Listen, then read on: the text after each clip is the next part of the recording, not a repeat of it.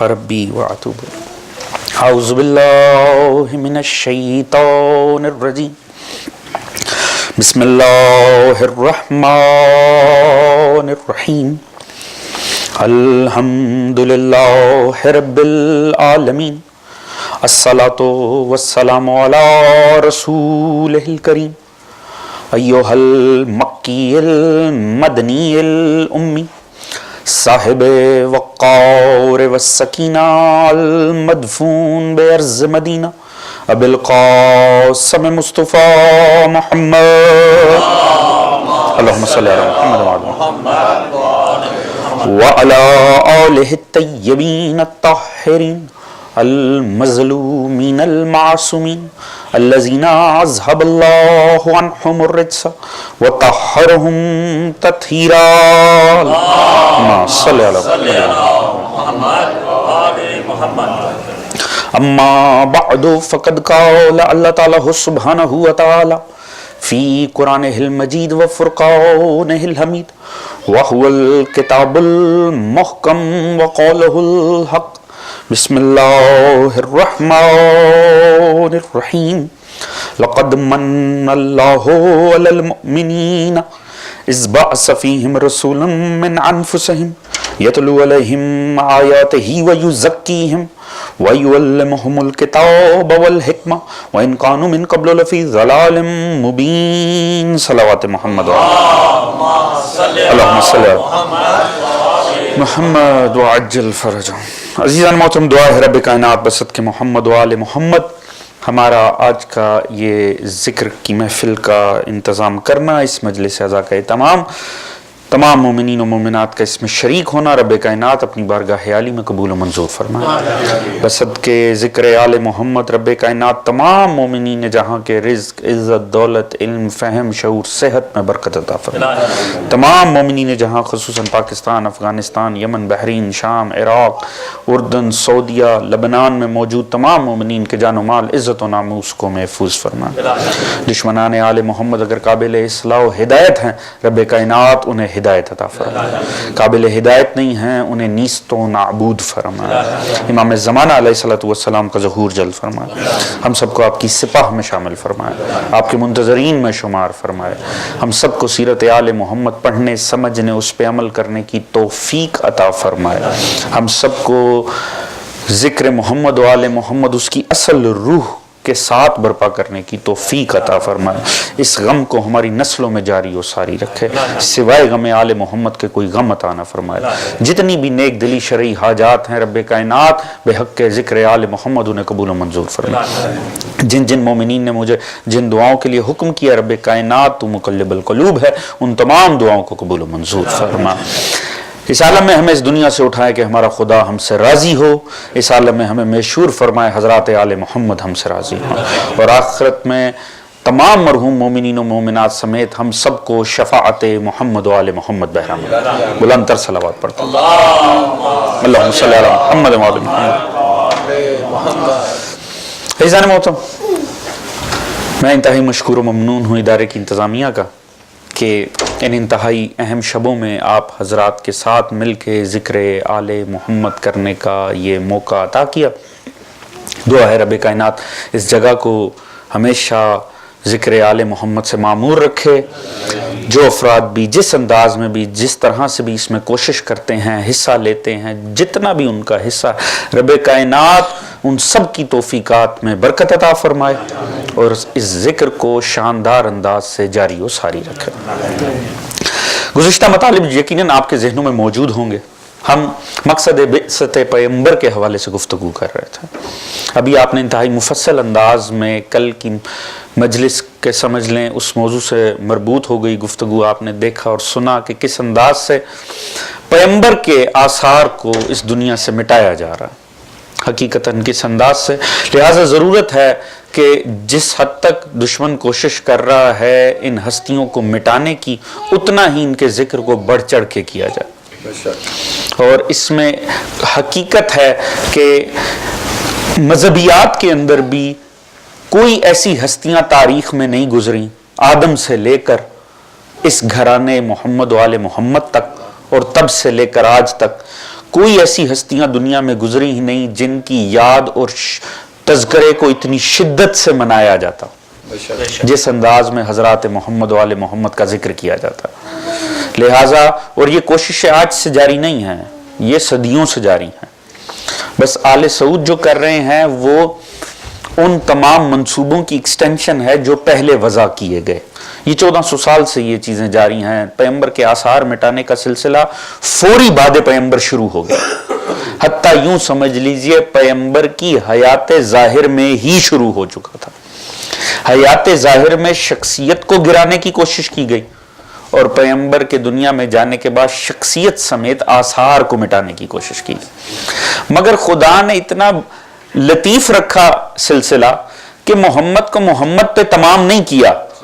خدا نے قیامت تک کے لیے ہر دور میں ایک محمد کو قرار دے دیا کہ تم محمد کو کیسے مٹاؤ گے، میں ہر دور میں محمد کو باقی رکھوں گا. عزیزان محترم، جو کوشش سب سے پہلی کی گئی پیغمبر کو مٹانے کی، سب سے پہلی کوشش، وہ یہ تصور تھا کہ ہمارے لیے حسبنا کتاب اللہ، جس پہ کل میں نے گفتگو کی اور ہم آل سعود کی طرف چلے گئے. پیغمبر کو مٹانے کی کوشش میں نے عرض کیا پیغمبر کی حیات ظاہر سے شروع ہو گئی. سب سے پہلا جو اس کا بڑا اور عظیم حملہ کیا گیا وہ یہی تھا کہ اس سے پہلے چھوٹی چھوٹی گستاخیاں کی گئی. یہ پیغمبر کے بارے میں باور کرانے کی کوشش کی گئی یہ سب کچھ ٹھیک نہیں کہتے، یا ان سے اختلاف کرنے کا حق بھی انسان کو حاصل ہے.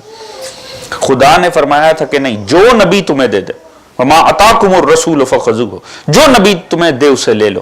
مگر نبی کی زندگی میں نبی سے اختلاف کیے گئے اور بعد میں آنے والے ادوار میں یہ روایتیں بنا لی گئیں کہ فلاں صحابی نے نبی سے اتنی جگہ پر اختلاف کیا تو اس کے حق میں آیتیں ہیں آگے.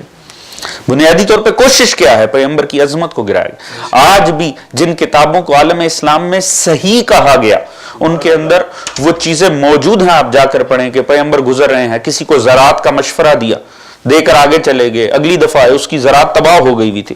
پیغمبر نے پوچھا کیا ہوا؟ کہا سرکار آپ نے یہ مشورہ دیا تھا، آپ کے مشورے پہ عمل کیا. آپ نے فرمایا میں اللہ کا نبی ہوں، جو مذہبی باتیں کہوں اسی میں پیچھے چلا کرو، باقی جو کچھ میں کہوں تو تم میرے سے زیادہ بہتر جانتے ہو. توجہ ہے جانب، شخصیت کو ڈیمیج کیا گیا اور آخر حتیٰ اس چیز کو واضح کر دیا گیا کہ اس حد تک گستاخی بڑھ گئی کہ پیغمبر کی حیات میں ہی آگے سے کھڑے ہو کر کہہ دیا نہیں، جو آپ کہہ رہے ہیں اپنے پاس رکھیے، حسبنا کتاب اللہ، ہمارے لیے اللہ کا کلام کافی. اس سے بڑھ کر اور کیا جرت ہو سکتی؟ یہ نقطہ آغاز بنا کربلا کا، یہ نقطہ آغاز بنا مظلومیت آل محمد کا، کیونکہ اس کے ذریعے پیغمبر کی نفی کرنے کا مطلب تھا کہ بس خدا اور ہمارا تعلق ہے، جو آپ نے دینا تھا آپ نے کلام الہی دے دیا، بس آپ کا ذمہ ختم ہو گیا. آج بھی وہ بدو اسی چیز کے اوپر عمل پیرا کہ نبی آیا تھا معاذ اللہ ثم معاذ اللہ، ایک ڈاکیے کی حیثیت تھی، پیغام پہنچایا، چلے گئے. ان کا کیا کرنا؟ پیغام پر توجہ دو.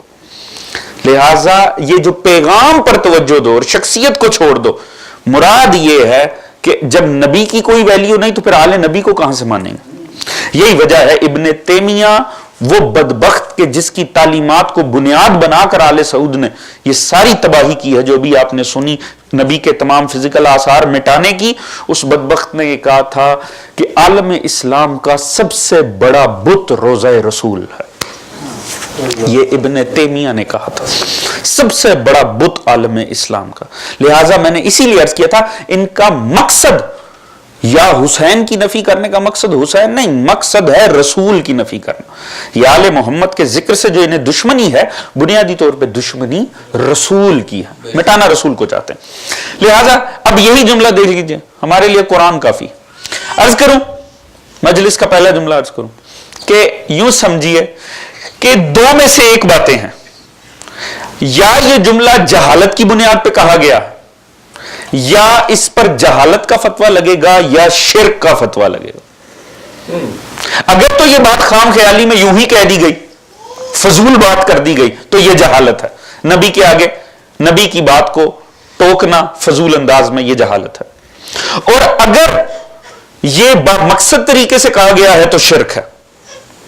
یہ کہنے کا مطلب کیا ہے کہ ہمارے لیے قرآن کافی ہے. نبی چار چیزیں دینے کے لیے یتلو علیہم آیاتہ ویزکیہم ویعلمہم الکتاب والحکمہ. پہلی چیز ہے قرآن. آپ یہ کہیں میرے لیے قرآن کافی ہے، معنی کیا ہے قرآن کافی ہونے کا؟ کس بنیاد پہ یہ کہا جا سکتا ہے قرآن کافی ہے؟ ایک ہی بنیاد ہے کہ جو قرآن کہہ رہا ہے ہم وہ انڈرسٹینڈ کرنے کی صلاحیت رکھتے ہیں۔ توجہ ہے جانب محترم؟ یہی صورت ہے نا کہ انسان کہ میرے لیے قرآن کافی ہے۔ مقصد یہ ہے کہ جو قرآن کہہ رہا ہے وہ ہم لینے کی صلاحیت رکھتے ہیں۔ کیا آیا واقعی ایسا ہے؟ ہم کوئی بات سمجھنے کی صلاحیت کیسے رکھتے ہیں؟ آپ دوسری تیسری کلاس کے بچے کا ایک مسئلہ اگر آپ ماسٹرز کیے ہوئے انسان کے سامنے لائیں، وہ فوراً دیکھتے صاحب بتا دے گا یہ اس انداز میں ہے۔ ہاؤ؟ اسے کیسے پتا چلا؟ اس نے وہ کچھ پڑھ رکھا ہے پہلے سے، اس کے ذہن میں وہ قابلیت اور صلاحیت وہ علوم پڑھ لینے کی بنیاد پر ہے کہ اب اگر اس کے سامنے وہ مسئلہ آیا ہے تو اس کے لیے وہ مسئلہ نہیں ہے، وہ ٹوٹل سمجھ سکتا۔ مگر یہی آپ دوسری تیسری گریڈ کے بچے کے سامنے ماسٹرز کا مسئلہ رکھ دیں، وہ نہیں بتا سکتا۔ وجہ کیونکہ اس کے ذہن میں وہ صلاحیت نہیں ہے، کیونکہ اس نے وہ علوم نہیں پڑھ رکھے کہ جن کے تحت اس کا ذہن اس مسئلے کو انڈرسٹینڈ کر سکے۔ کلام الہی سے بڑھ کر کائنات کا کوئی کلام نہیں ہے۔ کوئی اشعار لکھ کر لائے اور کہے یہ کلام الہی سے زیادہ اہم ہے، وہ شرک کر رہا۔ توجہ ہے؟ کس وجہ سے شرک کر رہا؟ کیونکہ وہ کلام الہی ہے۔ کلام الہی کا کوئی متبادل ہو ہی نہیں سکتا۔ حدیث رسول، قول ائمہ، کچھ بھی قرآن کا متبادل نہیں۔ قرآن قرآن ہے۔ پیغمبر نے فرمایا میری کوئی حدیث تم تک پہنچے اسے قرآن سے ٹیلی کرو، قرآن سے ملاؤ۔ اگر قرآن سے مل جائے تو رکھ لو، نہیں تو دیوار پہ دے مارو کسی جھوٹے نے مجھ سے جھوٹ کو منسوب کیا۔ کیوں؟ کیونکہ ہو ہی نہیں سکتا کہ نبی کچھ کہے اور وہ قرآن کے خلاف ہو۔ یہ ہو ہی نہیں سکتا قرآن میں اور قول پیغمبر میں تضاد ہو۔ پیغمبر کا وہی قول پیغمبر کا ہے جو قرآن سے مطابقت میں ہے۔ توجہ ہے جانے محترم؟ یہی وجہ ہے کہ دنیا لاکھ زور لگا لے ہم ان کو مان ہی نہیں سکتے جو نبی کے قول کے تحت قرآن سے مطابقت نہیں رکھتے۔ ہم اسے مانتے ہیں جس کے متعلق پیغمبر نے فرمایا علی ما القرآن والقرآن ما علی۔ قرآن معیار ہے، جو قرآن کے مطابق نہیں ہے وہ نہیں۔ یہ کہنا کہ میں سمجھ سکتا ہوں، مانا کیا؟ آپ قرآن انڈرسٹینڈ کر سکتے ہیں خود سے، اس کا معنی ہے آپ یہ دعویٰ کر رہے ہیں آپ نے وہ علوم پڑھ رکھے ہیں جو قرآن سے بھی زیادہ وسیع و عریض ہے۔ آپ نے وہ علوم پڑھ رکھے ہیں جو قرآن سے زیادہ گہرائی اور گہرائی رکھتے ہیں، جس کی بنیاد پہ آپ کے ذہن نے یہ صلاحیت پا لی ہے کہ قرآن آپ کے سامنے آئے تو آپ کو سمجھانے والے کی ضرورت نہیں ہے، آپ خود سے سمجھ جاتے ہیں۔ یہ دعویٰ شرک ہے۔ سبحان اللہ۔ لہذا اگر غفلت میں کہہ دیا ہے تو جہالت ہے، اگر سوچ کے کہا ہے تو شرک ہے۔ لہذا جس نے بھی یہ جملہ کہا ہے یا وہ تاریخ کا بہت بڑا جاہل تھا یا وہ حقیقتاً مشرک تھا۔ توجہ ہے جانے محترم؟ جبکہ حقیقت یہ ہے کہ قول سے کبھی بھی پہچانا جا ہی نہیں سکتا کسی کہنے والے کے مقصد کو۔ ہمارے ہاں کیا ہوتا ہے، ہمیں پتہ چلتا ہے آ کے صاحب انہوں نے آپ کے متعلق یہ کہا، ہم کہتے اس نے یہ کہا، اس کی یہ جرت، اس نے کہا ہو یا نہ کہا ہو، ہم آگے سے 5 باتیں ایسی کہہ دیتے ہیں جو مسئلہ کہاں کا کہاں پہنچ جاتا۔ توجہ ہے جانے بڑی زندہ مثال دینے جا رہا ہوں جو مومنوں سے زیادہ اچھے انداز میں اور کوئی نہیں سمجھ سکتا۔ 3 مہینے بعد ملاقات ہوتی ہے، آپ نے میرے متعلق یہ کہا، ہاں کیونکہ آپ نے میرے متعلق یہ کہا تھا۔ کہنے والا کہتا میرا تو یہ مقصد ہی نہیں تھا۔ توجہ ہے جانے محترم؟ یہ کیا بات ہوئی؟ جب الفاظ پہنچ گئے تو مقصد کیسے نہیں پہنچا؟ پتہ چلا خالی الفاظ سے کہنے والے کا مقصد نہیں پہنچتا۔ توجہ ہے جانے محترم؟ الفاظ تو ہمارے بھی ہوں تو خالی الفاظ سے ہمارا مقصد نہیں پہنچتا۔ توجہ ہے جانے محترم؟ بھائی ہمارے ہاں عموماً ایسے آپ ایک جملے کے کئی معنی ہوتے۔ دوست آپس میں دوست کو پیار سے کہتے میں تجھے نہیں چھوڑوں گا، مطلب کیا ہے؟ قتل کی دھمکی دے رہا۔ گھبرا تو نہیں گئے ہیں؟ تھوڑا ساتھ دے نا تاکہ میں آگے چل سکوں۔ اللہم صلی علی محمد۔ آپ اپنی مسکراہٹوں کو اگر سبحان اللہ اور ماشاءاللہ میں تبدیل کر دیں تو بڑی آسانی ہو جائے۔ توجہ ہے جانے والا؟ دوست کو کہتا میں تجھے نہیں چھوڑوں گا، مانا کیا ہے؟ اقدام قتل۔ وہ یہ کہہ رہا میں تجھے قتل کر دوں گا، نہیں، شغل ہو رہا ہے، مذاق ہو رہا ہے۔ یہی ذرا آپ لہجے کی شدت کو بدل دیں، میں تجھے نہیں چھوڑوں گا، لفظ بے عینے ہی وہی رہے، ایک لفظ ادھر کا ادھر نہیں ہوا، میں تجھے نہیں چھوڑوں گا۔ لہجے نے معنی کو مکمل بدل دیا۔ پتہ چلا الفاظ کبھی بھی کہنے والے کا مقصد کامل نہیں پہنچاتے جب تک لہجہ ساتھ نہ ہو. اسی لیے پیغمبر نے کہا تم میں دو چیزیں چھوڑ کے جا رہا ہوں, قرآن, اہل بیت. الفاظ کے طور پہ قرآن لے لو, لہجے کے طور پہ آل محمد لے لو. اللہم صلی علی محمد آل محمد وعجل. توجہ ہے جانے محسن. تو ہمارے کہنے کا مقصد نہیں پہنچتا جب تک لہجہ ساتھ نہ ہو. خدا کا کلام سمجھ میں آ جائے جب تک لہجہ ساتھ نہ ہو. اسی لیے اللہ نے یہ کتاب کتابی صورت میں ہمیں نہیں دی ہے, ایک ایک آیت ایک زندہ ہستی کی زبان سے جاری کروائی ہے تاکہ لہجہ ساتھ میں ہو, معنی متعین ہوتا چلا جائے. کل عرض کیا تھا کہ حدیث نہیں سمجھ سکتی دنیا, کہ اگر پیغمبر نے اتنا کہہ دیا زبان کاٹ دو تو سمجھنے والے مقصد نہیں سمجھ سکے. تو جو حدیث نہیں سمجھ سکتے وہ افہام اٹھ کر کہیں ہمارے لیے قرآن کافی ہے, یقیناً کوئی جاہل ہی ہوگا. توجہ ہے. اور چلیے وہ تو الفاظ تھے نا, آج کرسمس ہے تو چلو پھر کرسچنز کا ذکر تو ہونا ہی چاہیے, عیسائی بھائیوں کا ذکر ہونا چاہیے. عیسائی بھائی آئے تھے نا رسول کے پاس نجران سے, جب رسول کے پاس آئے, بتانا یہ چاہ رہا ہوں حدیث بھی ایک طرف, حدیث بھی چھوڑ دیجئے, ان لوگوں کے ذہن دیکھیے جنہوں نے یہ دعویٰ کیا قرآن کافی. جب وہ آئے کرسچن, بڑے زبردست زرق برق لباس پہنے ہوئے تھے, بہترین لباس ان نصارہ نے پہنے ہوئے تھے.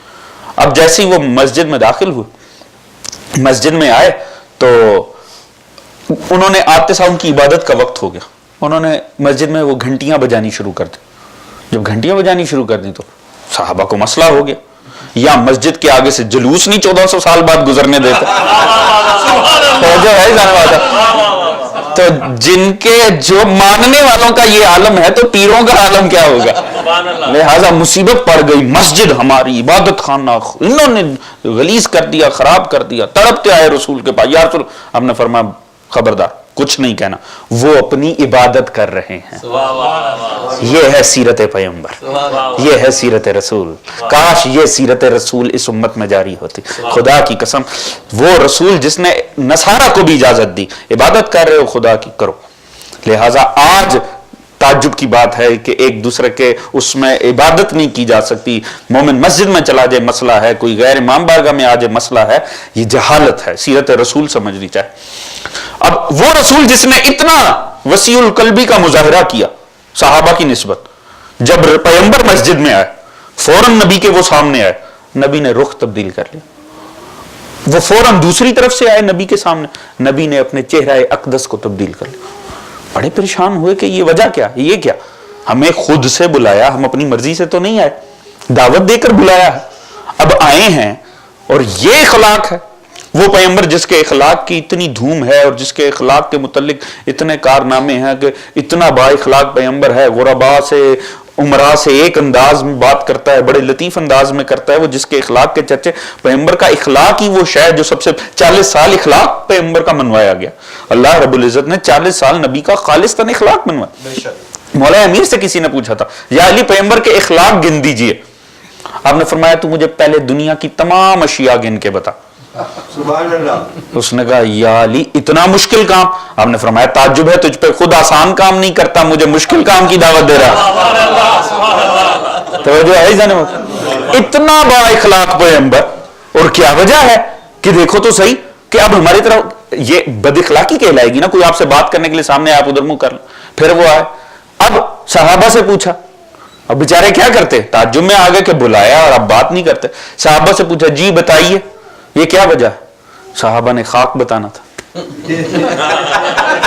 توجہ ہے جانے والا, کیا بتاتے. اب حدیث نہیں ہے کہ الفاظ نہیں ہے, ہے تو حدیث فعل پیغمبر ہے. کمال دیکھیے, کل عرض کیا کہ حدیث رسول الفاظ پیغمبر کی تشریح نہیں کر سکے. آج لفظ بھی نہیں ہے, صرف مزاج ہے. سبحان اللہ. توجہ ہے جانے محترم, وہ ارد گرد بیٹھنے والے, وہ صبح و شام ساتھ رہنے والے, مزاج پیغمبر کی تشریح کرنی ہے, نہیں کر پا رہے. سبحان اللہ. تاریخ کہتی ہے وہ حضرت عثمان کے پاس آئے, اور شبلی نعمانی کا بھی یہی جملہ جا کر پڑھ لیجیے گا, بخاری شریف کا بھی یہ جملہ, پوری ذمہ داری سے کہہ رہا ہوں, ایک جملہ لکھا ہوا, وہ حضرت عثمان کو جاننے والے تھے.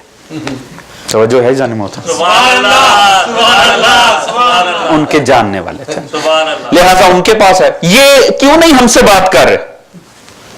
انہوں نے کہا کیا بتا سکتے ہیں کیوں نہیں کر رہے؟ تو کیسے پتا چلے گا؟ کہا آؤ تمہیں علی کے در پہ لے کے چلتا ہوں. سبحان اللہ. توجہ ہے جان محترم؟ مولا علی کے سامنے آئے. یا علی وہ پیغمبر دیکھتے بھی نہیں ہیں، وہ رخ بدل لیتے ہیں. آپ نے فرمایا اسی حلیے میں گئے تھے؟ جی سرکار اسی حلیے میں گئے تھے، زرق برق لباس سونے سے لدے ہوئے. تو مولا نے فرمایا شرم کرو، تم اپنی قوم کے مذہبی رہنما ہو، مذہبی رہنماؤں کو یہ زیب دیتا ہے کہ قوم بھوک سے مر رہی ہے اور تم اتنا سونے میں لدے ہوئے؟ انسانوں والے کپڑے پہنو، پھر جاؤ پیغمبر کے سامنے، پیغمبر بات کریں گے. انہوں نے لباس بدلا، پیغمبر کے سامنے آئے. پیغمبر نے انتہائی گرم جوشی سے ملے آگے بڑھ کے. توجہ ہے جانے محترم؟ یعنی خالی الفاظ پیغمبر نہیں، اگر اہل بیت امت میں نہ ہو تو پیغمبر کے مزاج کی تشریح بھی نہیں ہو سکتی. یہ فرق ہے اہل بیت میں اور دیگر میں. صحابی، تابعی، تبا تابعی، تبا تبا تبا تابعی، تبا تبا، یہ سب کیا کر سکتے ہیں؟ یہ صرف یہ بتا سکتے ہیں میں فرق. اور دیکھیے کلیہ بتانے جا رہا ہوں کہ اہل بیت میں اور صحابی اور تابعی میں بنیادی فرق کیا ہے. بنیادی فرق یہ ہے، اہل بیت یہ صحابی بعد پیغمبر کوئی مسئلہ آ جائے اور اگر جاننا ہو کہ سیرت پیغمبر اس معاملے میں کیا ہے، تو صحابی اور تابعی صرف اتنا بتا سکتا ہے کہ جب ایسا مسئلہ ہوا تھا تو پیغمبر نے کیا کہا تھا. توجہ ہے جانے محترم؟ صحابی، تابعی، تبا تابعی، تبا تبا تابعی صرف اتنا کر سکتے ہیں، محدث صرف اتنا کر سکتے ہیں کہ اگر کوئی مسئلہ آئے تو وہ یہ بتا سکتے ہیں جب یہ مسئلہ یا ایسا مسئلہ یا اس سے ریلیٹڈ مسئلہ جب نبی کو درپیش ہوا تھا تو نبی نے اس کے متعلق یہ کیا تھا یا نبی نے یہ کہا تھا. اہل بیت اسے کہتے ہیں جو بعد پیغمبر جب کوئی مسئلہ آئے عمل کر کے بتائے اگر آج محمد ہوتے تو کس انداز میں کرتے. آواز بلند نعرہ صلوات.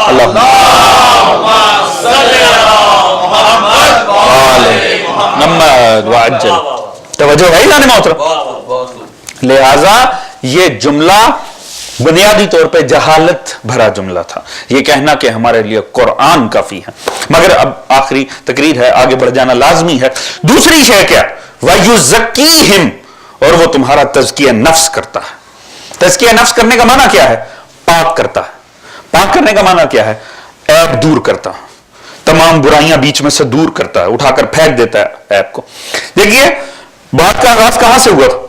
وہ پہلی تقریر جن لوگوں نے سنی تھی، جناب ابراہیم کی دعا سے معاملے کا آغاز ہوا تھا.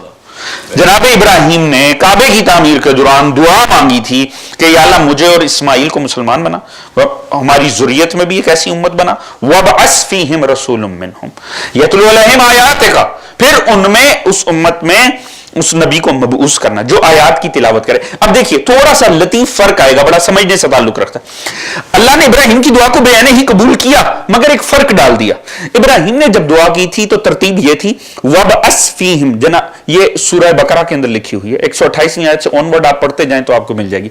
وَابْعَثْ فِيهِمْ رَسُولٌ مِّنْهُمْ يَتْلُو عَلَيْهِمْ آيَاتِكَ، پہلا کام بتایا تھا وہ آیات کی تلاوت کرے.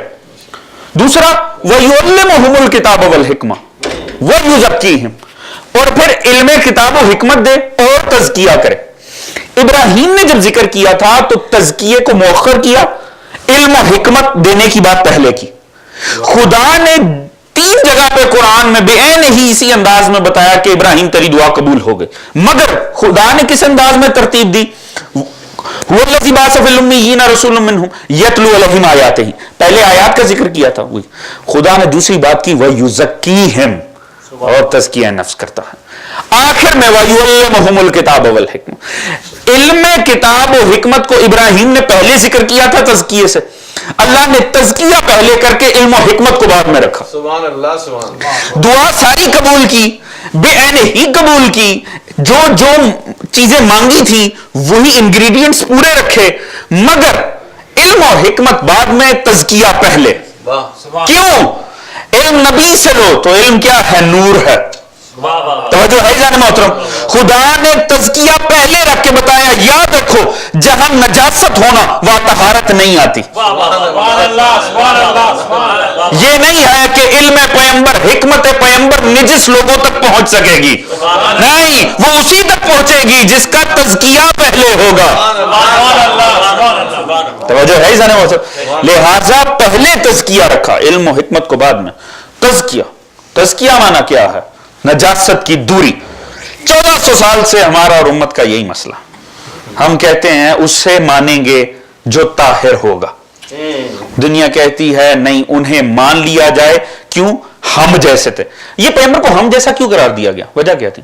صرف اس لیے, دیکھیے یہ جتنے معاملات ہمیں بتائے جا رہے ہیں نا, یہ جس انداز میں یہ ہمیں بتانے کی ضرورت ہی کیا؟ یا اللہ تو نبی بھیج, ہم فالو کرتے ہیں, بات ختم. تو ہمیں بتا ہی کیوں رہا ہے کہ جو میں نبی بھیج رہا ہوں وہ یہ کچھ رکھتا ہے؟ ہمیں کیوں بتانے کی ضرورت ہے جب تو نے کہہ دیا وما آتاکم الرسول فخذوہ وما نہاکم عنہ فانتہوا, جو دے لو, جس سے منع کرے باز آ جاؤ.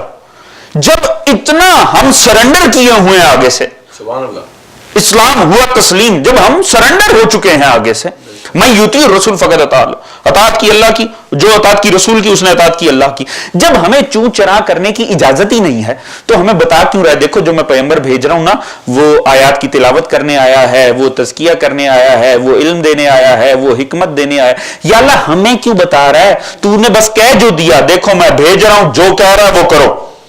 توجہ ہے جان محترم, جو دے رہا ہے وہ لے لو, جس سے منع کر رہا ہے آ جاؤ. تو یا اللہ ہمیں بتا کیوں رہا ہے؟ بتا اس لیے رہا ہے, پہلی مجلس میں عرض کیا, استمرار ہے. نبی کے چاروں کام ایسے ہیں جو بعد پیغمبر ختم نہیں ہو جاتے. سبحان اللہ, یہ چاروں کام ہیں. ہدایت جو ختم ہوتی ہے وہ رسالت ہے, مگر ہدایت ختم نہیں ہو سکتی کیونکہ دنیا نبی پہ ختم نہیں ہو گئی, دنیا آگے بڑھ رہی ہے. اسی لیے فوراً ہی سورہ جمعہ کی تیسری آیت ہی ہے وَآخَرِينَ مِنْهُمْ لَمَّا يَلْحَقُوا بِهِمْ, جو بعد میں ملحق ہوں گے ان تک بھی یہی کچھ پہنچانا ہے. توجہ ہے نا, یعنی نبی کی ذمہ داری صرف ادھر ختم نہیں ہو جاتی جب نبی کا سانس ختم ہو جائے, نہیں, جب تک دنیا آتی رہے گی ان تک بھی یہی کچھ تو پہنچانا ہے.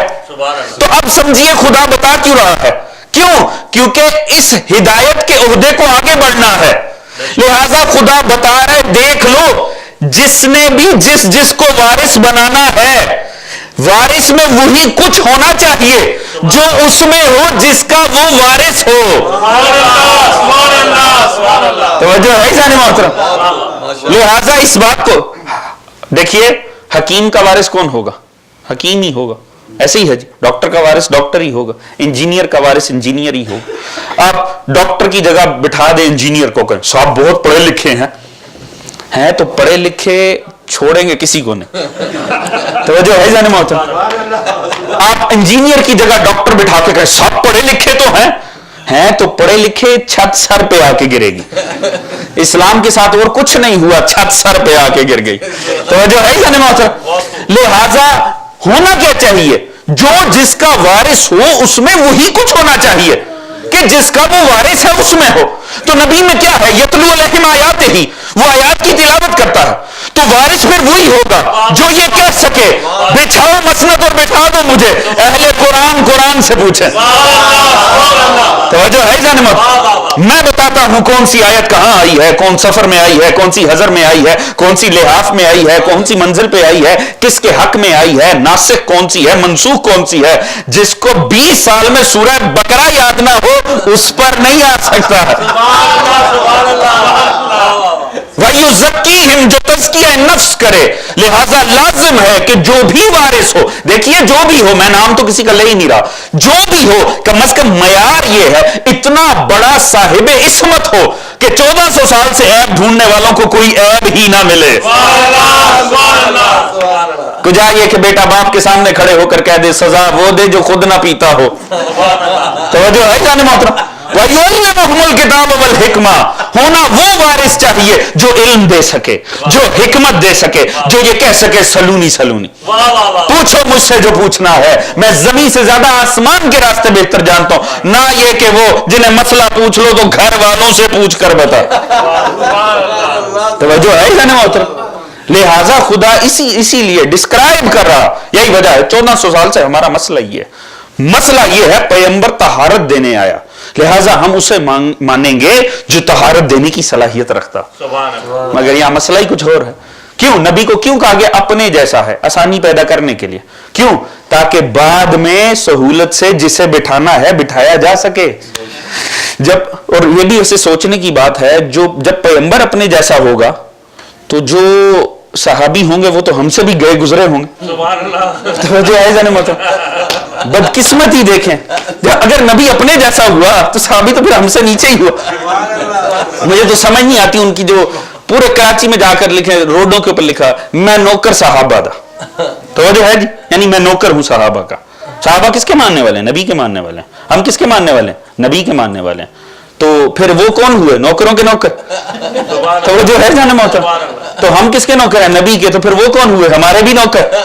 تو جب اپنے نوکر ہیں تو اوقات میں رہنے چاہیے، جہالت ہے۔ اب یہ سمجھیے، اب یہ جملے کو سمجھیے، جس کو بنانے کے لیے، جنہیں بنانے کے لیے نبی کو اپنے منصب سے گرانا پڑے وہ اور ہوتے ہیں، اور جسے بنانے کے لیے نبی کو بھی خود کو بلند کرنا پڑے وہ اور ہوتے ہیں۔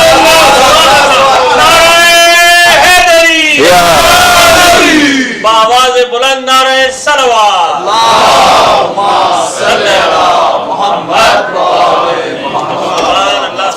توجہ ہے جانے محترم؟ بات سمجھنے کی ہے۔ دیکھیے برا نہ کہو، کیوں؟ دنیا سے گزر گئے ہیں، برا نہیں کہنا چاہیے، برا نہیں کہنا چاہیے، نہیں کہتے برا۔ تو یہ اگر ماضی میں جا کر نبی کے ارد گرد موجود لوگوں کے کردار پر بحث نہیں ہو سکتی تو پھر یہ اتنی بڑی بڑی موٹی موٹی حدیث کی کتابیں فضول ہیں۔ یہ علم رجال اور علم انصاب کی کتابیں کیوں لکھی گئی؟ میں بزرگوں سے توجہ چاہوں گا، بڑا لطیف جملہ عرض کرنے جا رہا ہوں۔ یہ علم الرجال کی علم الانصاب، جوانوں کے لیے عرض کروں کسے کہتے ہیں؟ علم الانصاب، علم رجال عالم اسلام کے یہ متفقہ قسم کے علوم ہے اہل سنت اہل تشیع میں۔ یہ اس لیے لکھے، علم الانصاب نسبوں کا علم، علم الرجال بندوں کا علم، لوگوں کے علم، یہ علوم کیوں بنائے گئے؟ محدثین نے یہ علوم اس لیے بنائے کہ جن لوگوں نے احادیث پیغمبر کی آگے پیش کی ہیں ان کے متعلق محدث ان علوم کے تحت بحث کرتے ہیں ان کے کردار پہ کہ وہ کیسے تھے، وہ کیسے تھے، کیوں اچھے تھے، برے تھے، جھوٹے تھے، سچے تھے۔ پھر جیسا ان کا کردار ہو ان سے حدیث لیتے ہوئے پھر احتیاط کی جاتی، ان کے کردار کے مطابق اس حدیث کی ایتھینٹسٹی ہوتی۔ اب اگر ایک ہے ہی جھوٹا اور وہ یہ کہہ رہے میں نے پیغمبر سے یہ سنا تھا، پیغمبر نے یہ کہا، تو پھر اس قول کی اہمیت کیا رہ جائے گی؟ توجہ ہے جانے محترم؟ کیونکہ اور یہ بنانے ہی کیوں پڑے؟ دیکھیے یہ علوم اہل سنت میں بھی بہت ہے، اہل سنت اہل تشیع کو متفقہ علوم ہے، علم الرجال، علم الانصاب۔ اس کا مطلب ہے خود محدث جانتے ہیں نا، آخر کوئی تو تھے جنہوں نے پیاز بکوانے کے چکر میں جھوٹی حدیثیں بنائی۔ توجہ ہے نا محترم؟ ان علوم کا وجود ہی اس بات کی دلیل ہے 1400 سال پہلے ہر سچا نہیں گزرا۔ توجہ ہے نا محترم؟ ہر کوئی صدیق نہیں تھا، اگر تھے تو یہ علوم کیا کر رہے ہیں؟ اور یہ علوم کرتے کیا؟ ایک ایک کے اوپر آپ جا کر پڑھیں، میرے پاس خود کتابیں موجود ہیں، امریکہ میں موجود ہیں، ایک ایک شخص کے متعلق گہرائی میں ڈسکس کیا جاتا ہے، کیسا تھا، عادات کیا تھی، سیرت کیا تھی، اس کے اطوار کیا تھے، اس کے رجحانات کیا تھے، ذہنی رجحان کیا تھے، عملی رجحان کیا تھے، ایک ایک چیز کے اوپر گفتگو کی جاتی ہے۔ تعجب کی بات ہے، آپ نے تو کہا تھا مرے ہوئوں کو برا نہیں کہتے، توجہ ہے نا محترم؟ ہم نے تو کہا تھا مرے ہوئوں کو برا نہیں کہتے، تو یہ علم رجال علم انصاب کیا ہے؟ مردوں کی برائیاں ہیں۔ توجہ ہے نا محترم؟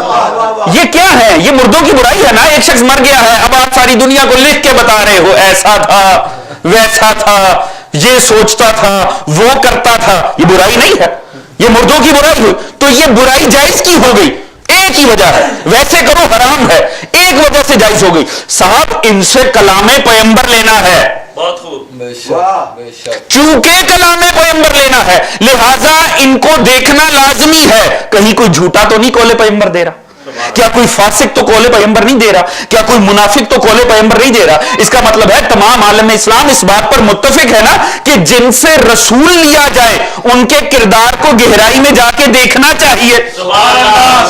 توجہ ہے جان محترم؟ ہمیں یہی شکوہ ہے عالم اسلام سے، جس کی ایک حدیث لینے کے لیے بھی گزرے ہوں کے کردار دیکھے جاتے ہیں، اس کی وراثت دینے کے لیے نہ نسب دیکھے گئے نہ حسب دیکھے گئے. صلوات پڑھ دیں محمد والے اللہم صلی محمد والے.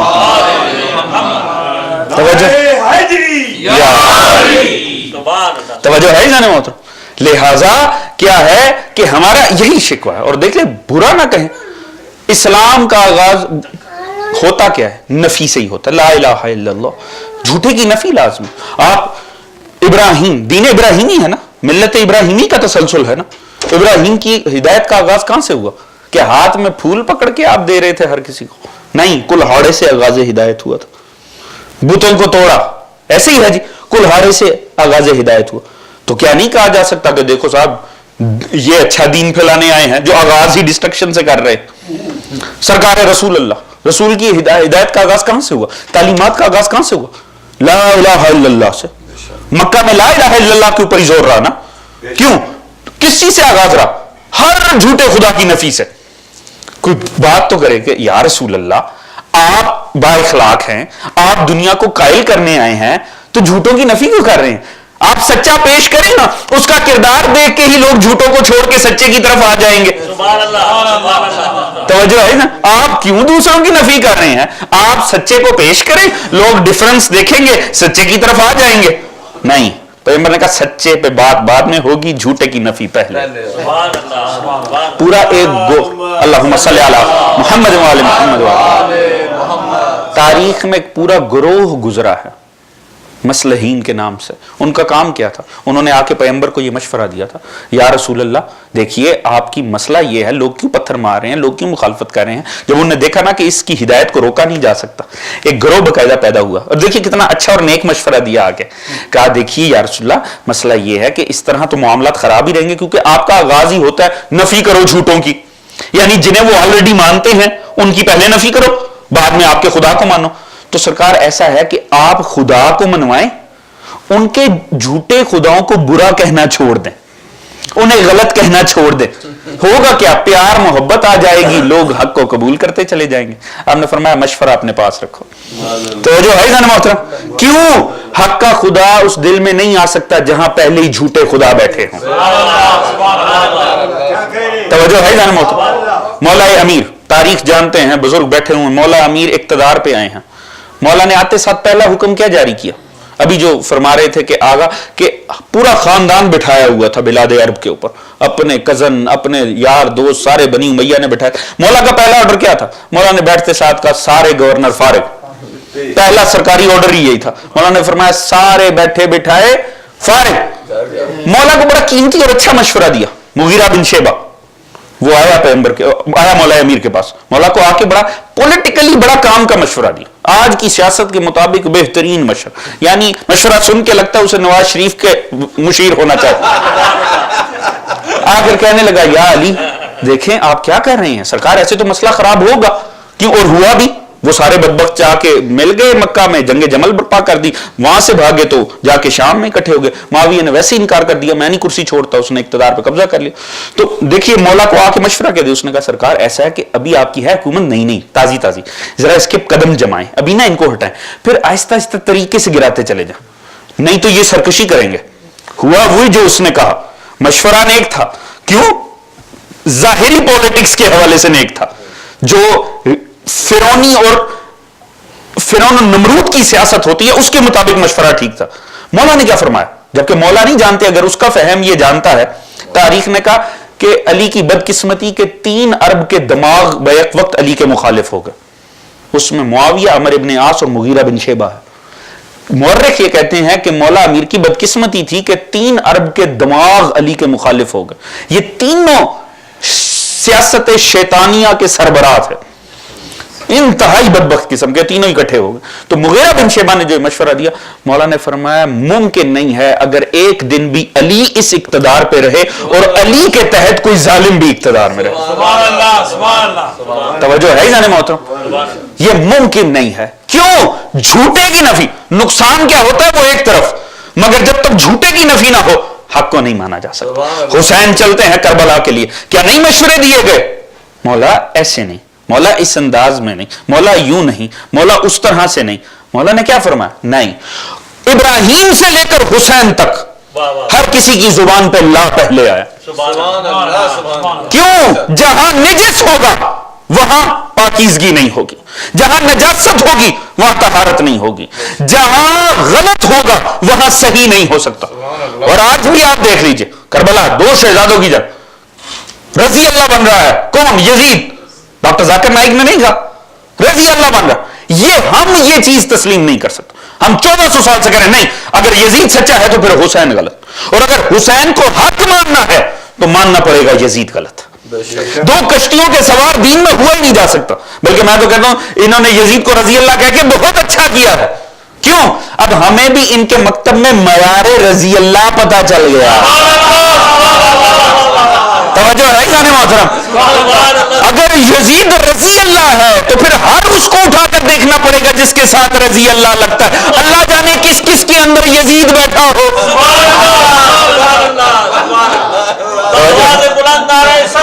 اللہم صلی علی محمد وآل محمد.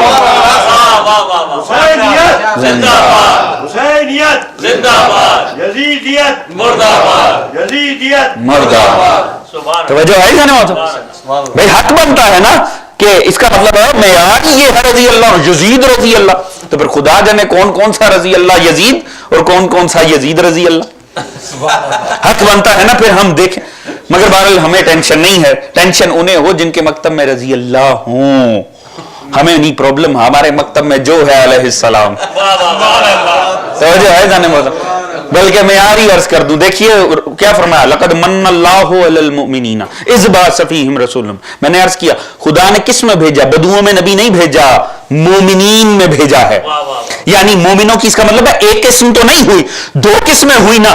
ایک وہ جو نبی کے آنے سے پہلے مومن تھے ان میں نبی آیا، ایک وہ جو نبی کو مان کر مومن بنے. توجہ ہے نا ماتو. ایک وہ کہ جو مومن تھے اور ان میں نبی آیا. ایک ان پہ ہم نے پہلی مجلس میں گفتگو کی تھی، وہ کون تھے، ان کی عظمت کیا تھی، سرکار ابو طالب، گھرانہ جناب ختیجہ، ہر ہستی. ایک وہ مومن جن میں نبی آیا، وہ بھی تو مومن تھے جو معجزے دیکھ کے مومن ہوئے، وہ بھی تو تھے جو بحث کر کے مومن ہوئے، وہ بھی تو تھے جو پہلے مخالفت کرتے رہے بعد میں قائل ہو گئے. تو اب دونوں ایک جیسے تو نہیں ہو سکتے. کجا وہ جن میں نبی آیا، کجا وہ جو نبی کو بعد میں دیکھ کر تسلیم ہوئے. اب مومنوں کی 2 قسمیں ہو گئی نا. بس ہم ان دونوں قسموں کو ہمیشہ کے لیے واضح رکھتے ہیں. جو نبی کے آنے سے پہلے بھی مومن تھے انہیں علیہ السلام کہتے ہیں، جو بعد میں ہوئے انہیں رضی اللہ کہتے ہیں.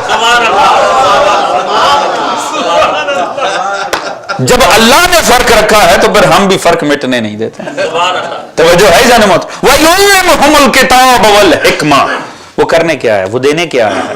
وہ تمہیں کتاب دینے آیا ہے، وہ تمہیں حکمت دینے آیا ہے، وہ کتاب کا علم دینے آیا ہے، وہ حکمت کا علم دینے آیا ہے. کتاب کا علم، حکمت کا علم. میں نے عرض کیا کیوں بتایا، یہ اوصاف بتائے کیوں جا رہے ہیں؟ تاکہ مد نظر رکھو جس نے بھی کل کو جسے وارث بنانا ہے اس میں یہی چیزیں ہونی چاہیے. علم کتاب، علم حکمت. رسول نے فرمایا انا مدینۃ العلم وعلی بابها، انا بیت الحکمت وعلی بابها. میں شہر علم ہوں، علی اس کا دروازہ. میں بیت حکمت ہوں، علی اس کا دروازہ ہے. اندازہ کیجئے کمال ہو گیا. حکمت کیا؟ میں نے عرض کیا فیز وائز چیزیں آگے بڑھی. جس انداز سے دی گئی، جس انداز سے خدا نے بیان کی، نبی نے اسی انداز سے یہ پہنچائیں. جب قرآن کی بات کی سب سے پہلے قرآن دیا، تزکیے کی بات آئی دوسری صورت میں تزکیہ ہوا، علم دینے کی بات آئی پھر علم دیا گیا. انہیں جن کا تزکیہ ہوا، جو اپنے اندر یہ صلاحیت پیدا کر چکے تھے نجاست کو نکال کے. پھر تزکیے کی آخر میں حکمت کی بات آئی. کیوں حکمت کہتے کسے؟ حکمت عقل کی معراج کا نام ہے. عقل جب علم سے جلا پا کے اپنے کمال پہ پہنچے تب حکمت کا آغاز ہوتا.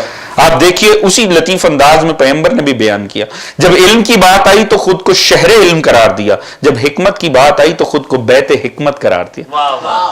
توجہ ہے زیادہ محترم, علم کی نسبت شہر کہہ کر دی, حکمت کی نسبت شہر نہیں کہا, گھر کہا. وجہ گھر میں آنے کے لیے شہر میں پہلے آنا لازم ہوتا. توجہ ہے زیادہ محترم, ہر شہر میں آنے والا حکمت میں نہیں, گھر میں نہیں ہوتا, مگر گھر میں آنے والے کے لیے لازم ہے شہر سے گزر کے آیا ہو. توجہ ہے جانے محترم, لہذا پیغمبر نے بتا دیا یاد رکھو اگر علم لینا ہے تب بھی علی کے در پہ آنا پڑے گا, حکمت تک پہنچنا ہے تب بھی علی کے در پہ آنا. اور جس انداز میں دیے ہیں اسی انداز میں چیزیں آگے پہنچائی. مگر یہاں بھی بڑا لطیف نکتہ ہے, بات سمجھنے سے تعلق رکھتی ہے. جس انداز میں بتائی گئی ہیں اسی انداز میں کی گئی ہیں. خدا نے 4 کام بتائے, نبی نے چاروں کام اسی ترتیب سے کیے جس ترتیب سے خدا نے کہے تھے. مگر کہیں پر بھی آپ دیکھیے سب سے پہلے قرآن کی تلاوت کی پیغمبر نے. میں نے عرض کیا کعبہ سے ٹیک لگائی, قرآن پڑھنا شروع کر دیتے تھے. وہ ہوئے کہ وہ بھی گزرے تاریخ میں کہ جنہوں نے وہ قرآن سنا ان کے دل پہ اثر ہوا اور وہ اسلام کی طرف رغبت کا اظہار کر گئے. مگر کیا ہر مشرک مکہ کا اس نے قرآن سنا اور وہ کنورٹ ہو گیا؟ توجہ ہے جانے محترم, ٹھیک ہے ایک آدھا مشرک ہو گیا ہوگا قرآن سن کے, توجہ ہے جانے محترم, توجہ ہے, سارے تو نہیں ہوئے جی, سارے تو نہیں ہوئے. کیا آج تک کوئی یہ کہتے نہ یوں نہ کہو کہ سارے نہیں مسلمان ہوئے؟ کیوں؟ اگر یہ کہا نا تو پیغمبر کے قرآن پڑھنے پر بات جائے گی کہ صاحب صحیح قرآن ہی نہیں پڑھا. توجہ ہے نا, اگر صحیح قرآن پڑھتے تو کیسے ممکن ہے سب نہ ہوتے. دوسری نسبت آئی تزکیہ کرنے کی, جو متاثر ہو کے مسلمان ہو گئے ان کا تزکیہ کیا. کیا سب کا ہوا؟ نہیں. اگر سب کا ہوا تو پیغمبر کی حیات ظاہر میں صحابہ کو شراب پینے پہ حد کیوں جاری ہوئی, زنا کرنے پہ سزائیں کیوں دی گئی, چوری کرنے پہ ہاتھ کیوں کاٹے گئے؟ اس کا مطلب ہے سب کا تو تزکیہ نہیں ہوا. کہ آج تک کوئی کہتا ہے نہ یوں نہ کہو کہ سب کا تزکیہ نہ ہوا, کیونکہ اگر یہ ثابت ہو گیا سب کا تزکیہ نہیں ہوا تو پیغمبر کے تزکیہ کرنے پہ حرف آئے گا. نہیں, یہ بھی نہیں. آگے بڑھتے ہیں, جن کا تزکیہ ہوا انہیں پھر علم کتاب دیا گیا. کیا سارے عالم ہو گئے؟ نہیں. جب سارے اگر عالم ہو گئے تو پھر وہ جہلا کیسے آئے؟ تو جو ہے جان محترم, جنہیں مسئلوں کا آخر تک پتہ نہ چلا, جو گھر والوں سے پوچھ کے بتاتے رہے, تو اس کا مطلب, مگر آج تک کسی نے کہا نہ یوں نہ کہو. اگر یوں کہا تو پیغمبر کے پڑھانے پہ حرف آئے گا. اگر پیغمبر صحیح پڑھاتے تو پھر سارے نہ پڑھ لیتے. توجہ ہے جانے محترم, حکمت کی بات آتی ہے, کیا ہر کوئی حکمت کو پہنچ سکا؟ نہیں. ہر کوئی سلمان نہیں بن سکا. توجہ ہے, ہر کوئی ہمارے یاسر نہیں بن سکا. پر آج تک کسی نے کہا نہ یوں نہ کہو. اگر یہ کہا کہ سارے حکمت کے درجے پہ نہیں پہنچے تو نبی کے حکمت دینے پہ حرف آئے گا. نہیں, کوئی یہ نہیں کہتا. تو پیغمبر 5واں کام کرنے کون سا آئے تھے؟ پیغمبر یہی 4 کام تو کرنے آئے تھے. جب انڈیویجول حیثیت میں ہر کام کرنے کے بعد اگر کسی تک صحیح نہیں پہنچتا تو نبی کے اوپر حرف نہیں آتا. تو 23 سالہ یہ ہدایت دینے کے بعد بھی اگر کوئی جاہل رہ جائے اور اسے آج ہم کہیں کہ وہ جاہل تھا تو کوئی یہ نہیں کہہ سکتا نہ انہیں یوں نہ کہو, نہیں تو نبی کے ہدایت دینے پہ حرف آئے گا. نہیں, پیغمبر پہ کوئی حرف نہیں آتا. پیغمبر کی ذمہ داری تھی دے دینا. کوئی فالو کرتا ہے کرے, کوئی نہیں کرتا جہنم میں جائے. نبی کی ذمہ داری نہیں, نبی کی قطن ولا تسألوا عن اصحاب الجحیم. اے حبیب ہم آپ سے اہل جہنم بارے سوال بھی نہیں کریں گے. توجہ ہے نا محترم, اللہ نے نبی کو کوئی ایسی نوکری نہیں دی کہ یہ کر کے آ اور وہ سارا کر کے بھی آئے. نہیں, نبی کا کام ہے ہدایت پہنچا دینا. انما انت منذر, آپ فقط ڈرا دینے والے ہیں. نبی کا کام تھا صرف بتانا, منوانا نبی کا کام نہیں تھا. توجہ ہے جان محترم, من یطیع الرسول فقد اطاع اللہ فمن تولی فما ارسلناک علیہم حفیظا. جو جس نے بھی اطاعت کی نبی کی, اس نے اطاعت نبی کی نہیں کی, اس نے خدا کی. فمن تولی, اور جو پھر گیا, فما ارسلناک علیہم حفیظا. اے حبیب ہم نے آپ کو ان کا محافظ بنا کر تو نہیں بھیجا. سورہ نساء. توجہ ہے جان محترم, نبی محافظ بن کر نہیں آئے. نبی کا یہ کام نہیں ہے سب کو شفاعت کر کے جنت میں لے جائے. توجہ ہے جان محترم, نبی کا کام ہے صرف پیغام پہنچا دینا، اب جو فالو کرتا ہے کرے، نہیں کرتا جہنم میں جائے۔ نبی بچانے نہیں آیا سب کو، اے حبیب ہم نے آپ کو ان کا محافظ بنا کر نہیں بھیجا۔ ایمان سے بتائیے گا، مجسم پیغمبر، زندہ پیغمبر سامنے بیٹھا ہو تو محافظ نہیں ہے، بچے گا وہی جو تعلیمات پہ چلے گا، بچے گا وہی جو عمل سے پیچھے چلے گا۔ نبی بچانے نہیں آیا تھا، تو جو نبی مجسم پیغمبر کسی کو نہیں بچا سکتا تو قبر پیغمبر بھی کسی کو نہیں بچا سکتی ہے۔ نبی محافظ بن کر نہیں آیا، نبی نے پیغام دینا تھا، نبی نے پیغام دیا، اب جس نے فالو کرنا ہے کرے، جس نے نہیں کرنا نہ کرے۔ پیغمبر کی یہ ذمہ داری نہیں ہے ساری امت کو بچا کر لے جائے، یہ غلط فہمی ہے اگر کوئی امتی یہ سوچتا ہے کہ بس میں تو لازمی بچا ہی بچا، نہیں، نبی کا کام تو پہنچانا، نبی نے پہنچا دیا، اب اطاعت کی جائے گی، اب اتباع پیغمبر کیا جائے گا، اور وہ اطاعت اور اتباع بتائے گا کہ کسے کامیابی ملے گی، کسے کامیابی نہیں ملے گی۔ دینے کیا ہے؟ علم کتاب دینے ہے، علم حکمت۔ اب یہاں میں ایک جملہ عرض کروں، اور کس کا؟ ہمارے ہندوستان کے بڑے جید عالم گزرے علامہ نکن صاحب، انہوں نے بڑا لطیف اس کے اوپر جملہ کہا ہے۔ اب اس کے اوپر اس جملے کو سننے کے بعد کبھی میں نے خود سے محنت ہی نہیں کی ان دو الفاظ پہ غور کرنے، میں سمجھتا ہوں بڑا ہی لطیف اور خوبصورت بات کر گئے کہ علم دینے آیا، حکمت دینے آیا۔ فرماتے کہ دیکھو یہ نبی دینے آیا، اس نبی کا کام ہے یہ چیز پہنچانا، یہ دینا، علم حکمت۔ لازم ہے جو دے رہا ہو اس کا علم اس سے سوا ہو جو علم لے رہا ہو۔ توجہ ہے نا محترم؟ ایسے ہی ہے نا جی، یہاں یہ صرف اور صرف پوری دنیا میں قانون ہے، جو پڑھانے والا ہے، جو پڑھانے والا ہے لازم ہے اس کا علم آگے ہو، ایسے ہی ہے نا جی، اس سے جو پڑھ رہا۔ پوری دنیا میں صرف یہ مجلس حسین ایسی ہے، یہاں پڑھانے والے نیچے بیٹھے ہوتے ہیں، پڑھنے والا اوپر بیٹھا ہوتا ہے۔ توجہ ہے نا محترم؟ یہ کمال ذکر اذا کا ہے، توجہ ہے نا محترم؟ اسے بھی کسی شعر میں استعمال کیجئے گا، توجہ ہے نا؟ یہ واحد دنیا کی درسگاہ ہے حسین کی بنائی ہوئی مجلس کہ جس میں پڑھانے والے نیچے بیٹھے ہیں، پڑھنے والا اوپر بیٹھا ہوا۔ توجہ ہے نا محترم؟ یہ آپ کی کثرت نفسی ہے۔ توجہ چاہوں گا عزیزان محترم، حقیقت ہے نا، پڑھانے والا نیچے بیٹھے ہیں، پڑھنے والا اوپر بیٹھا ہے۔ اور عزیز دیکھیے آج خدا کی قسم یہ بدقسمتی ہے، لوگ کہتے ہیں مجلس میں کیا جانا، مجلس میں جائیں، علم ملے جس مجلس میں اسی میں جائیں۔ نہیں، یہ کوئی شرائط نہیں ہے مجلس کی کہ علم ملے تو مجلس، اس لیے لازم نہیں ہے مجلس میں آنا۔ جو اس غلط فہمی میں ہے، غلط فہمی جو کہتے ہیں نہیں مخصوص قسم کے علماء کو سنیں وہ جو علم دیتے ہوں، نہیں، قطعاً بھی نہیں۔ اگر مجلس کی یہ شرائط میں سے ہوتا کہ علم ملنا شرط ہوتا، قطعاً ایسا نہ ہوتا امام معصوم نیچے بیٹھا ہے، ذاکر اوپر بیٹھا ہو۔ توجہ ہے جانے محترم؟ تحفظ مکتب ازا کی خاطر مجلس میں آنا لازم ہے۔ مجلس کی ایک اپنی عظمت ہے، اس ساری چیزوں کو، ہاں اگر علم ملے فابہ، پھر تو بہت ہی اچھا ہے، پھر تو اس سے اچھا تو کچھ ہے ہی نہیں کہ مجلس میں آ کے علم میں بھی اضافہ ہو، نہ بھی ہو تو مکتب ازاداری کی تحفظ کی خاطر مجلس میں آنا لازم ہے۔ مجلس کی اپنی عزت اور عظمت ہے، خالی وہ ظاہری علم سے تعلق نہیں رکھتی، اس کی ایک اپنی روحانیت ہے، اس کی ایک اپنی عزت اور عظمت ہے، ہم اس کا اجر نہیں سوچ سکتے جو خدا تعالیٰ نے دے رکھا ہے۔ نہیں تو جنت کی حیثیت کیا ہے؟ جنت ایک آنسو میں خدا تول دیتا ہے، اللہ جانے ذکر آل محمد کی عظمت کیا ہو۔ لہٰذا ان چیزوں کو مد نظر رہنا چاہیے۔ تو آگے فرماتے ہیں کہ لازم ہے کہ جو علم دے رہا ہو اس کا علم آگے، جو علم لے رہا ہو اس کی نسبت۔ تو معاملے میں تو استمرار ہے، معاملے نے تو آگے بڑھنا ہے، وآخرین منہم لما یلحقوا بہم، جو بعد میں ملحق ہوں گے ان تک بھی پہنچانا ہے۔ تو نبی کی تو یہ ذمہ داری ہے، قیامت تک جو لوگ آئیں گے نبی نے ان کو علم بھی دینا ہے، حکمت بھی دینا ہے۔ تو اب لازم ہے نا قیامت تک علم و حکمت جہاں پہنچ جائیں، نبی کا علم بھی اس سے آگے ہو، نبی کی حکمت بھی اس سے آگے۔ توجہ ہے جانے محترم؟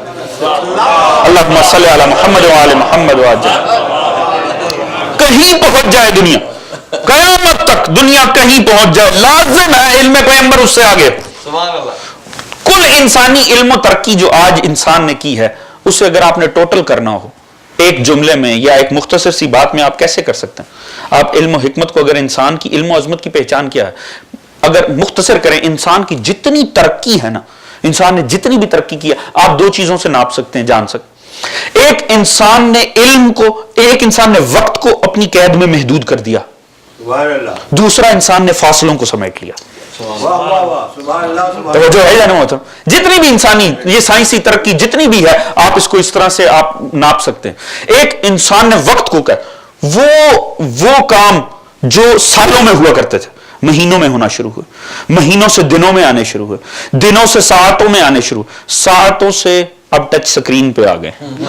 توجہ ہے نا محترم, کیوں؟ انسان نے وقت کو سمیٹتا چلا گیا, وہ اس طرح سے سمیٹا ہے. آپ دیکھ لیں کچھ عرصہ پہلے کمپیوٹر ایک کمرے کا پورا ایک گھر جتنا کمپیوٹر سمٹتے سمٹتے سمٹتے سمٹتے اب آپ کی جیبوں کے اندر موجود ہے. اس وقت کیا ہے انسان نے وقت کی قید کو وہ کام جو ہوتے تھے بڑے ٹائم لگاتے تھے محدود ہوتے ہوتے انسان چند لمحوں کے اندر ان چیزوں کو لا چکا. انسان نے فاصلوں کو سمیٹ لیا, وہ فاصلے جنہیں طے کرنے کو مہینوں لگتے تھے سالوں لگتے تھے, آج کیا معاملہ ہے؟ آج انسان ان کو سمیٹتے سمیٹتے گھنٹوں میں آ چکا. ایسے ہی ہے اگر کولمبس کو امریکہ تک پہنچنے کے لیے کتنے ہی ماہ کا سفر کرنا پڑا, آج اسے آنا ہو تو کیا کرنے کی ضرورت ہے؟ وہاں سے بورڈنگ پاس لے گا, جہاز میں بیٹھے گا, سیدھا تھوڑی دیر بعد یہاں. ایسے ہی ہے جی, فاصلے سمیٹ لیے انسان نے, وقت بھی سمیٹ لیا انسان نے. تو انسان کے علم کا یہ کمال ہے. انسان کے ابھی تک خدا جانے قیامت تک کہاں جانا ہے, مگر انسان کا یہ کمال ہے کہ انسان وقت اور فاصلوں کو سمیٹتا چلا گیا ہے, وقت کو بھی محدود کرتا چلا جا رہا ہے, فاصلوں کو بھی محدود کرتا چلا جا رہا ہے. مگر لازم ہے انسان کہیں پہنچ جائے نبی اس سے آگے ہو. لازم ہے کہ علم پیغمبر آگے ہو, کیونکہ وہ قیامت تک آنے والوں سے اسے آگے رہنا لازمی ہے. تو اب انسان کی تمام ترقی ہے کہ انسان نے وقت کو بھی سمیٹ لیا ہے, انسان نے فاصلوں کو بھی سمیٹ لیا ہے. تو خدا نے کوئی مذہب تو دکھانا تھا نا کہ تم کہیں پہنچ جاؤ, میرا پیغمبر تم سے آگے ہوگا. لہذا ایک ہی معراج کروا کے سب کچھ ثابت کر دیا کہ اگر تم خلا کا فاصلہ سمیٹو گے میرا پیغمبر عرش پہ نظر آئے گا, اور اگر وقت کو سمیٹو گے تو میرے نبی کی سرعت رفتار یہ ہوگی, کنڈی بھی ہلتی رہے گی, پانی بھی چلتا رہے گا. اللہم صلی علی محمد وآل محمد. توجہ ہے جناب محترم, پیغمبر یہی کچھ تو دینے آیا ہے, آیات کی تلاوت کرنے آیا ہے, عصمت عطا کرنے, تزکیہ کرنے آیا, پاک کرنے آیا ہے, علم و حکمت دینے کے لیے آیا ہے, یہ سارے کام کرنے کے لیے. دیکھتے ہیں بعد میں ہو کون سکتا ہے. ان کاموں کے لیے ضروری کیا ہے؟ پیغمبر دینے آیا قرآن, یہاں آ کر تو نہیں پیغمبر ہم سے تو نہیں سیکھ رہا, نہیں, وہ ہمیں دینے کے لیے آیا. پھر اس نے کرنا ہے تزکیہ, جسے ہم عصمت کہتے ہیں.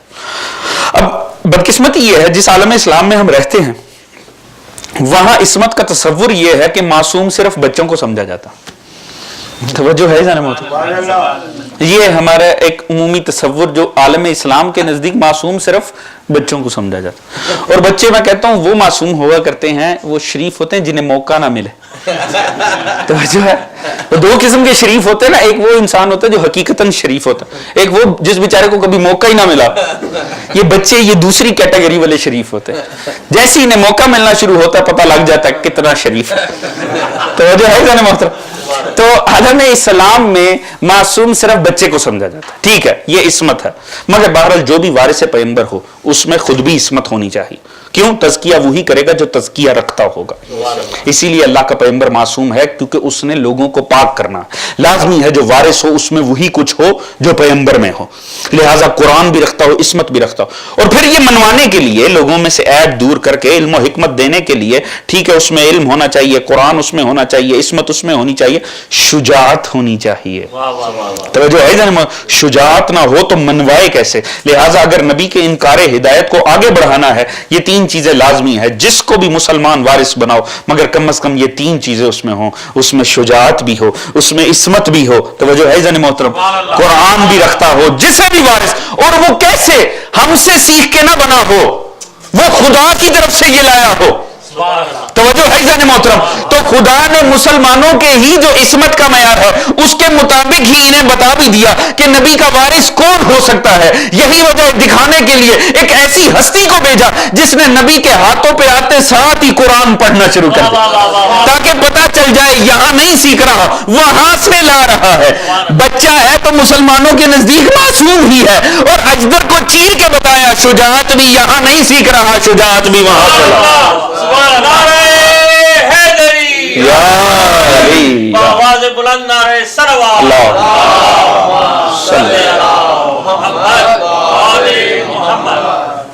توجہ ہے جان محترم.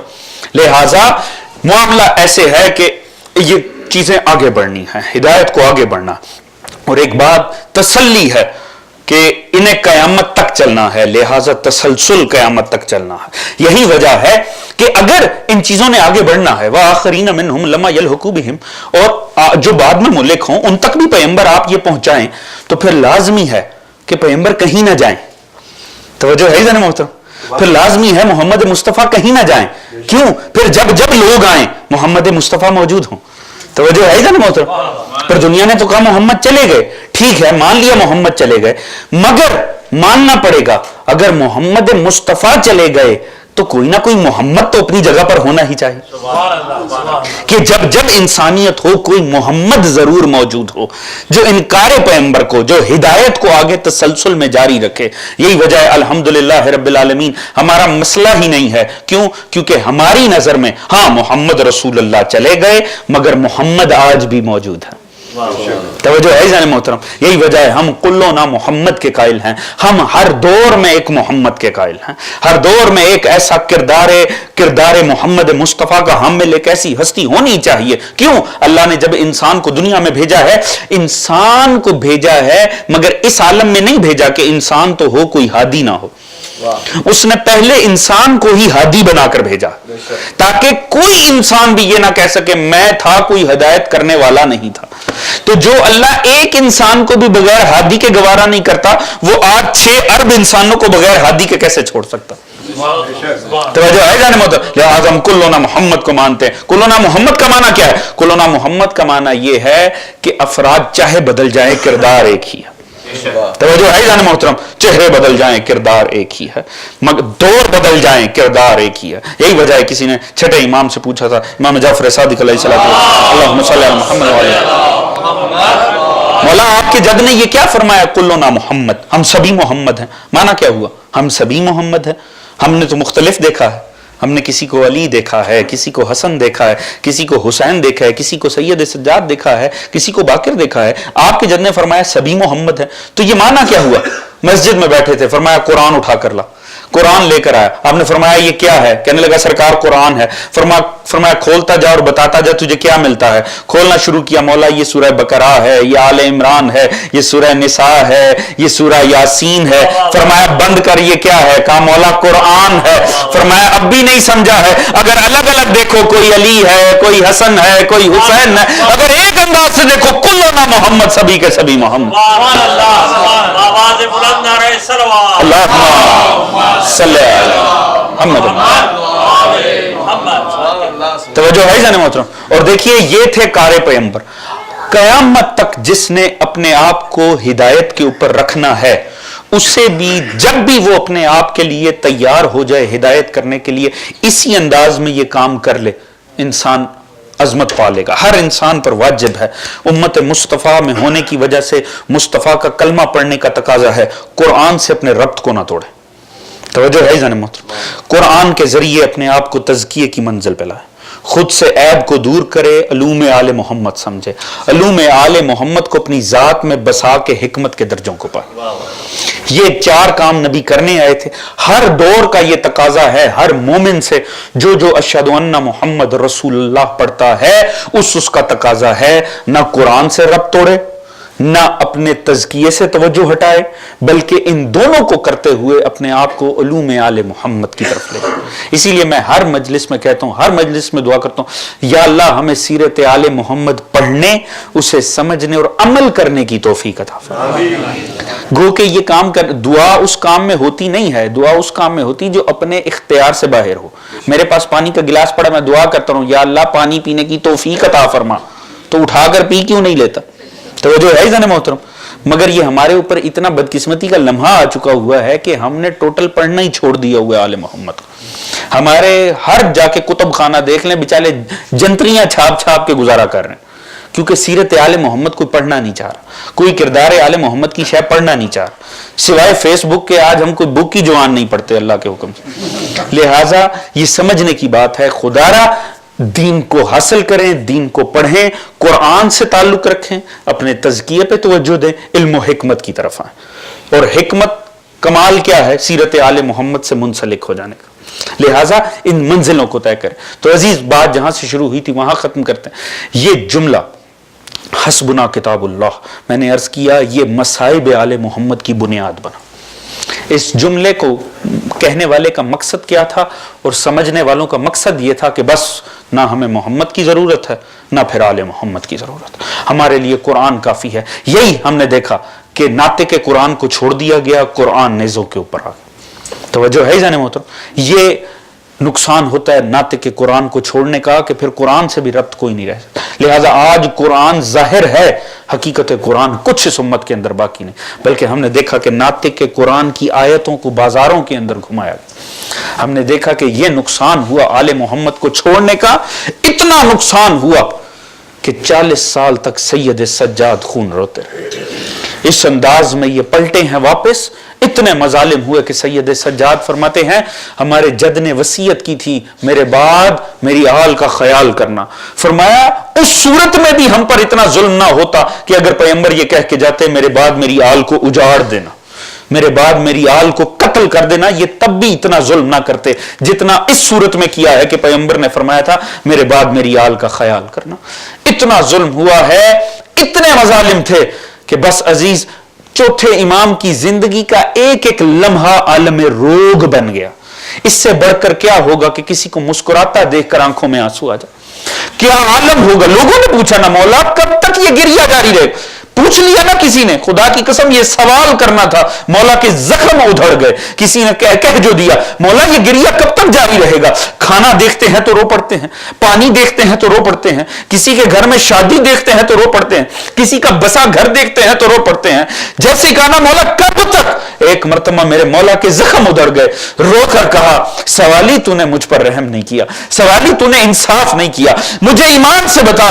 ایک یوسف 11 بیٹے یعقوب کے تھے, ایک نظروں سے اوجل ہو گیا, پتا تھا زندہ ہے, رو رو کر آنکھوں کی بینائی چلی گئی, آنکھیں سفید ہو گئی. مجھے ایمان سے بتا میں نے 17 بنی ہاشم کے ٹکڑے کر